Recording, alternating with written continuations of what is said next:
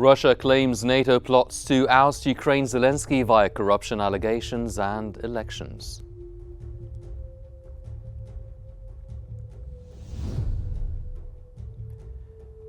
The Arab League holds an emergency meeting on Israel's UNRWA ban.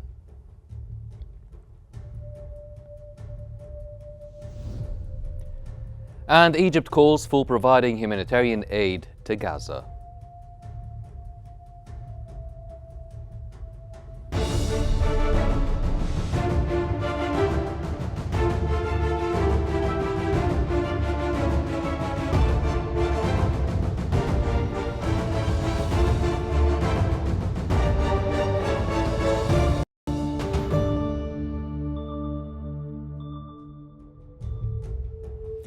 It's 8 p.m. Kai local time and you're now watching Q News. We begin this bulletin with the latest developments on the Russian-Ukrainian conflict.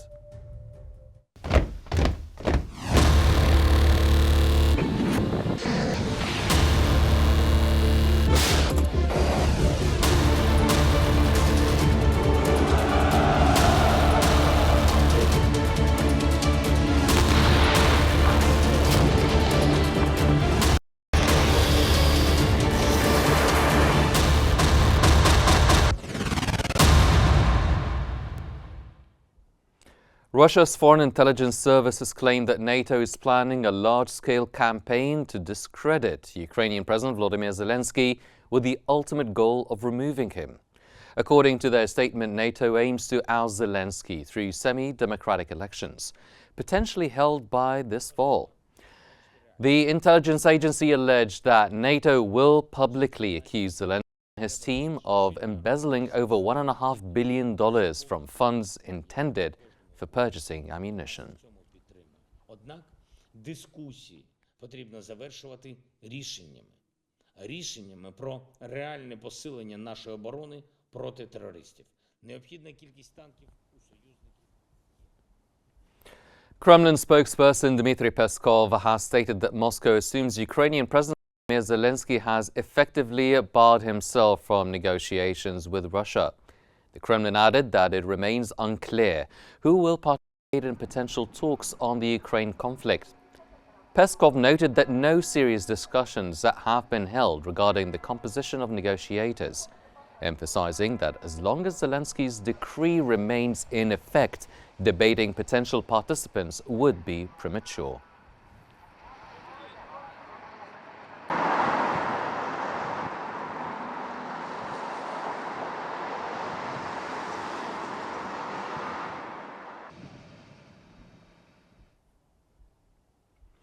US President Donald Trump has stated that negotiations with Russia and Ukraine over the ongoing conflict are progressing well. Speaking in Washington after returning from Florida, he noted scheduled talks with both sides. US envoy Keith Kellogg emphasized that both Kiev and Moscow must make compromises for a resolution. He suggested Ukrainian President Zelensky is softening his stance, and Russian President Putin would also need to do the same. We should have a $200 billion or $250 billion deficit. We don't need them to make our cars, and they make a lot of them. We don't need their lumber because we have our own forests, et cetera, et cetera. We don't need their oil and gas. We have our...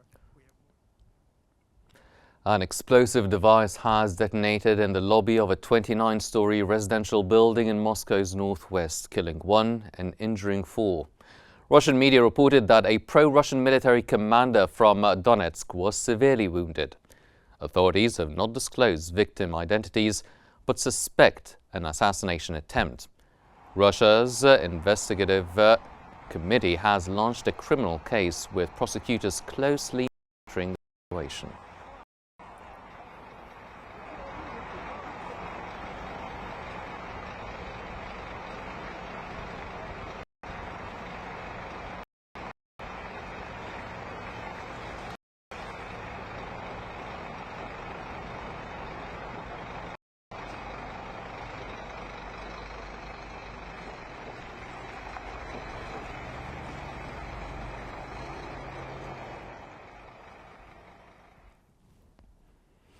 And for more analysis, we now move to Mark in our newsroom. Mark.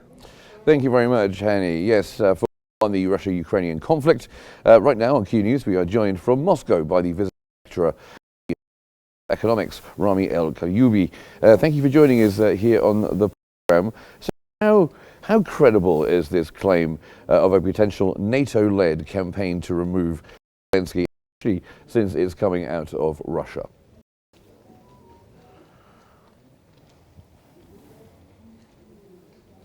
Actually, I don't think that these actions are serious. So, Zelensky, as any president, has a lot of cyber guards. So, and this is not real. Any party would arrange assassination of the.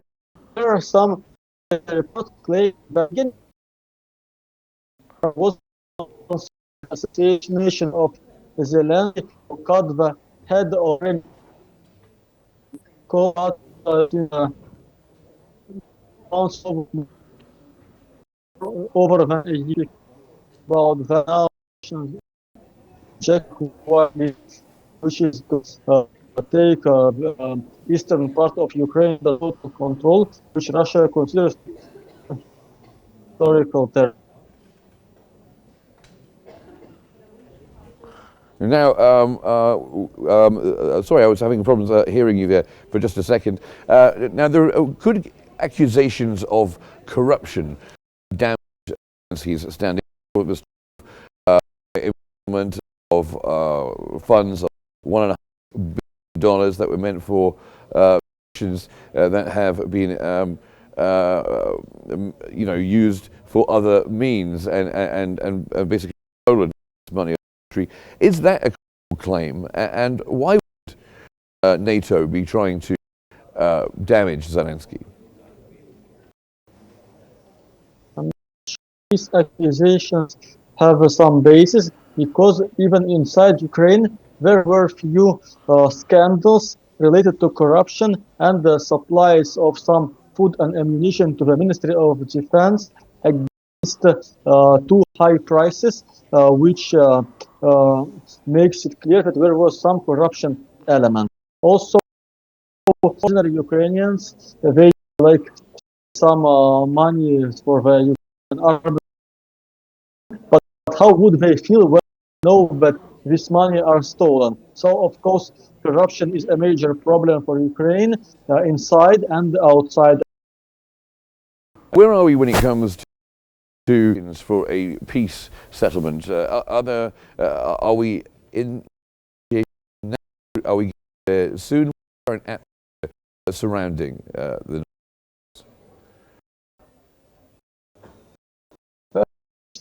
the negotiations will start soon.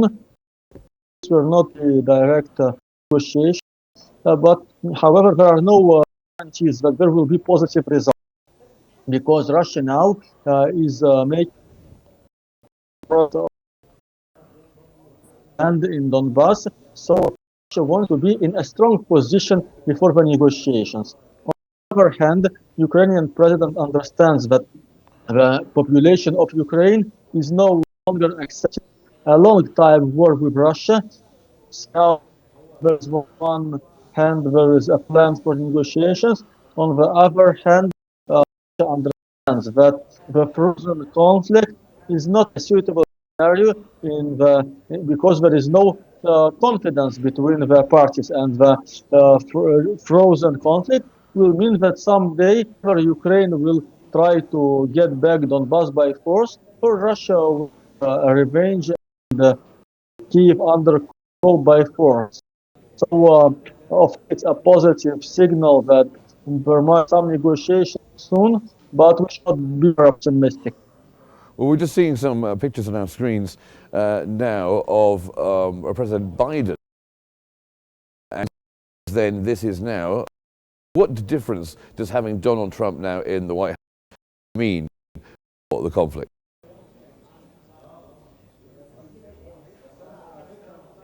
Actually, Biden, as any other democratic president, was expressing a high degree of Euro-Atlantic solidarity and considered to be the support of Ukraine one of the. And Trump is a national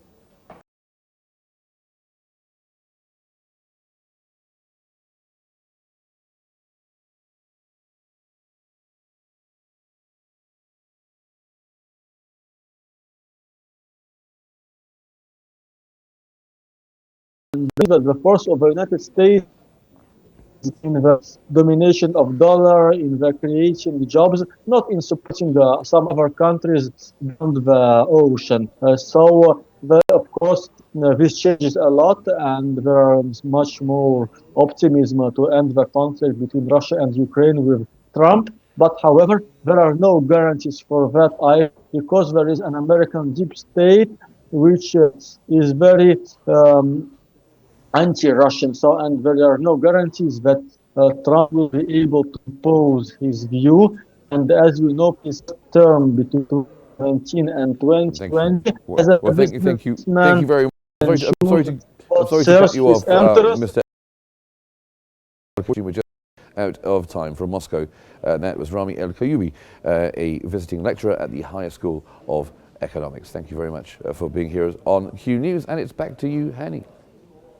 Thank you, Mark. Ladies and gentlemen, we now move on to the latest developments in Gaza.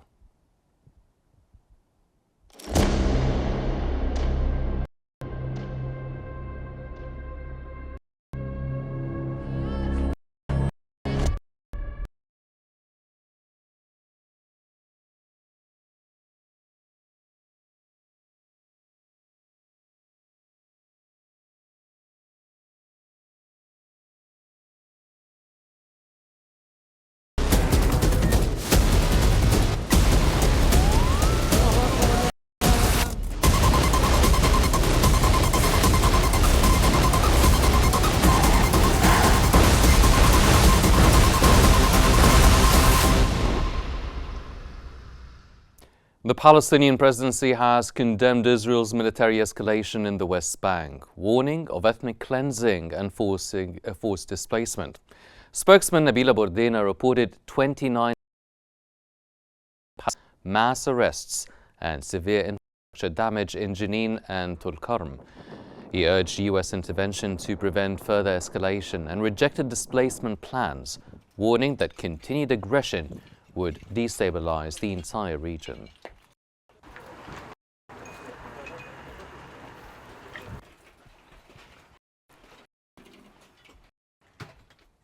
The Palestinian Ministry of Foreign Affairs has welcomed European Union High Representative for Foreign Affairs Kaya Kallas' condemnation of Israel's ban on the United Nations Relief and Works Agency activities. They expressed concern about the severe consequences for UNRWA operations in Gaza and the West Bank, including East Jerusalem. They condemned any attempts to cancel the 1967 agreement with UNRWA and urged international action to reverse Israel's decision to block the agency's essential services.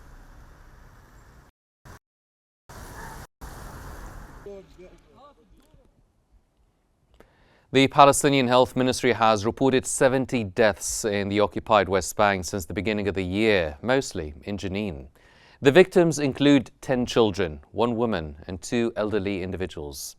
Israeli occupation forces forcibly displaced hundreds and 9,000 from Tulkarm amid heavy attacks.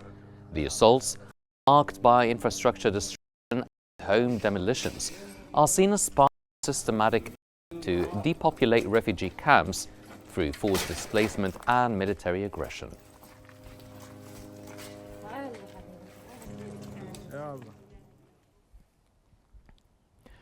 The Council of the Arab League has convened an extraordinary session at the level of permanent representatives, chaired by Yemen, who's presiding over the council. The extraordinary meeting convened at Jordan's request in coordination with Egypt and Palestine, and it addresses the ramifications of the Israeli Knesset's decision to prohibit the operations of the United Nations Relief and Works Agency in the occupied Palestinian territories, including East Jerusalem and Gaza. A resolution rejected is expected to be issued by the session.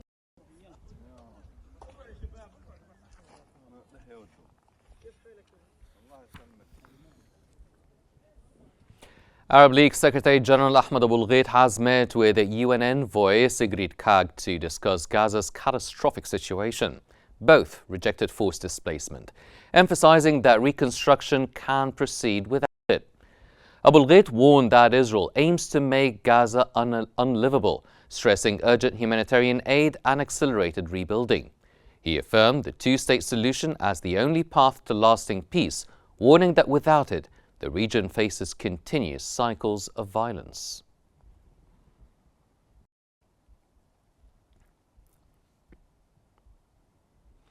Hamas has emphasized the urgent need for proper shelter, road repairs, water access and humanitarian aid to Gaza's full reconstruction.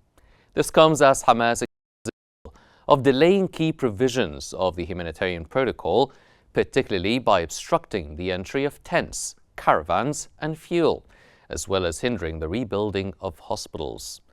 Hamas reiterated that these measures are essential for alleviating Gaza's dire humanitarian conditions and called for immediate international intervention.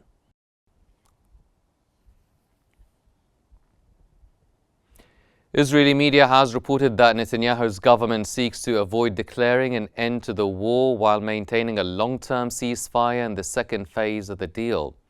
That comes as Israeli opposition leader Yair Lapid stated that there are no political obstacles to the second phase of the detainee exchange deal.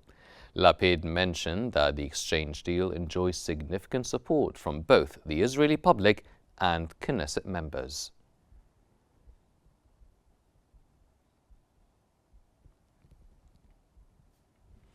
Resigned Israeli Minister of Security Itamar Ben-Gvir has accused Netanyahu's government of violating its stated principles, calling it part of an illegitimate deal.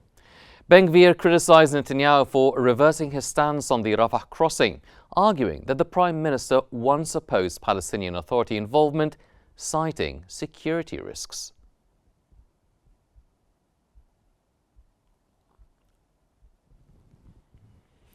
Egyptian Foreign Minister Badr Abdulati has emphasized the importance of sustaining the Gaza ceasefire, ensuring humanitarian aid to the region. This came during a phone call with the European Commission Vice President Kaja Kallas, where they supported reconstruction projects to allow Palestinians to remain on their land. During the call, Abdulati highlighted Egypt's continued efforts for regional security and stability amidst geopolitical challenges.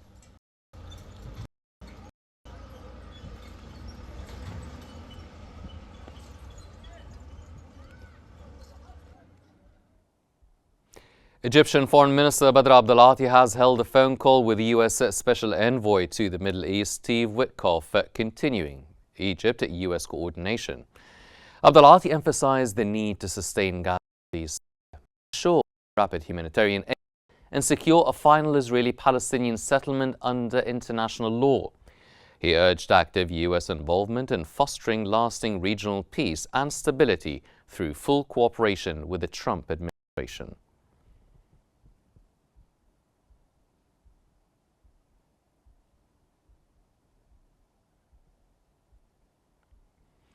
Israeli military operations in the West Bank have intensified, causing widespread destruction, displacement, and escalating tensions. Israeli military operations escalated across the occupied West Bank with heavy activity in Tulkarm and its surroundings. At dawn, Israeli forces launched a large-scale raid on the Nur Shams refugee camp, east of Tulkarm. The incursion involved military vehicles and bulldozers, causing severe damage to infrastructure, including roads, water and sewage systems, and power lines. Witnesses reported home demolitions and the detention of numerous residents for field interrogations. Simultaneously, Israeli forces expanded their operations in Jenin, demolishing around 20 buildings in the refugee camp. The ongoing offensive there has resulted in at least 25 Palestinian deaths and the displacement of nearly 20,000 residents. The military actions, with President Mahmoud Abbas urging U.S. intervention to halt the escalation. He also called for an emergency session of the Nation Security Council. The Palestinian Ministry of Health reported that parts of Jenin's public hospital were damaged during the attack, though no casualties were recorded. Tulkarm officials described the Israeli operations as a dangerous escalation.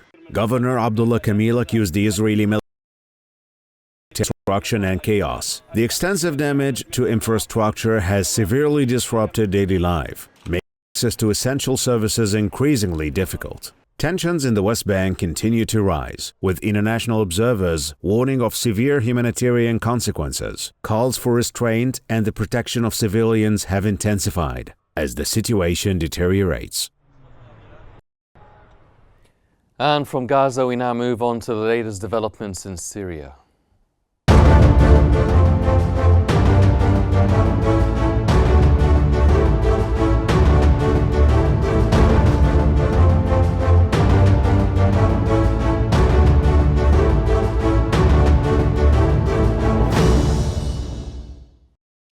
Iranian Foreign Ministry spokesperson Ismail Baghai has reaffirmed that Tehran supports any government backed by the Syrian people.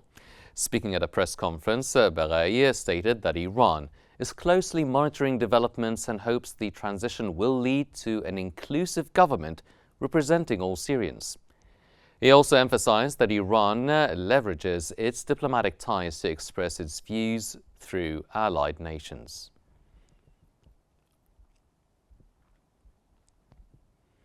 A car bomb explosion in Syria's eastern Aleppo has killed 15 people and injured 15 others, according to initial reports. Civil defense sources described it as a massacre, stating that the victims included 15 women and 1 man, all agricultural workers. Emergency teams rushed to the scene. Hospitals issued urgent calls for doctors and blood donors due to a shortage of medical staff and supplies.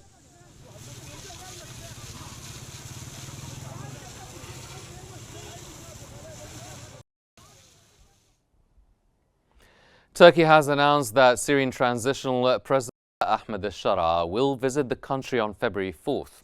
This comes after al-Shara concluded his first foreign visit to Riyadh, where he met with Saudi Crown Prince Mohammed bin Salman and senior officials.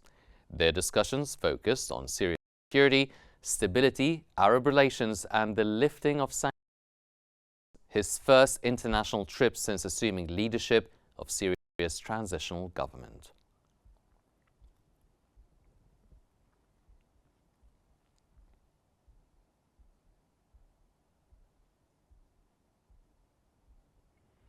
Kremlin spokesperson Dmitry Peskov has confirmed that Russia will continue its dialogue with Syria's new authorities on various matters, including agreements related to its naval base in Tartus. Peskov stated that a Russian delegation recently held talks in Damascus and agreed to maintain communication on all issues, emphasizing the importance of continued discussions on the future of Russia's military presence in Syria. Это полная чушь. Если бы они хотели, они бы сели за стол переговоров.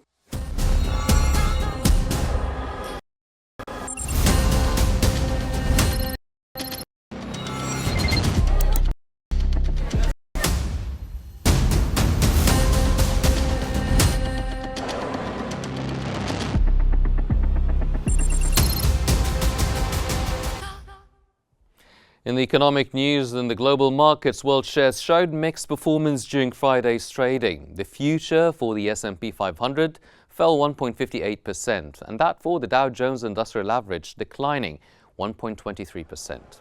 In Europe, France's CAC 40 dipped 1.47%. Germany's DAX went down 1.65%, and Britain's FTSE 100 dropped 1.36%. In Asia, Hong Kong's Hang Seng inched down 0.04%, Shanghai Composite Index inclined 0.06%, and in Tokyo, the Nikkei 225 Index lessened 2.66%. Australia's S&P ASX 200 shrank by 1.79%.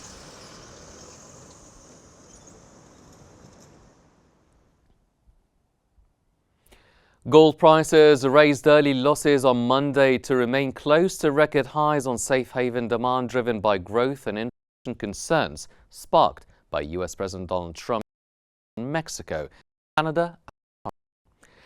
Initially slid more than 1% on a surging US dollar.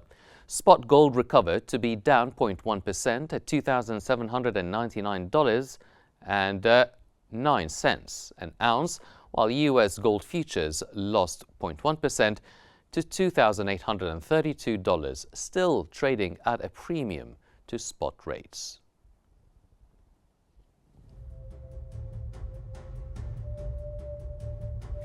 These are all the news that we have for now, but here's a reminder of today's main stories. Russia claims NATO plots to oust Ukraine's Zelensky via corruption allegations and elections. The Arab League holds an emergency meeting on Israel's UNRWA ban.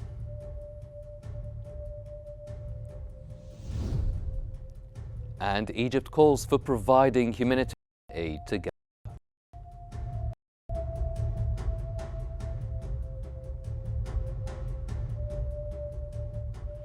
This concludes our news bulletin for today, but please don't forget to follow Q News on YouTube, Facebook, X, Instagram and TikTok at QNewsEGY to stay informed. I'm Henny Safe, thank you for watching and stay tuned for more updates here on Q News.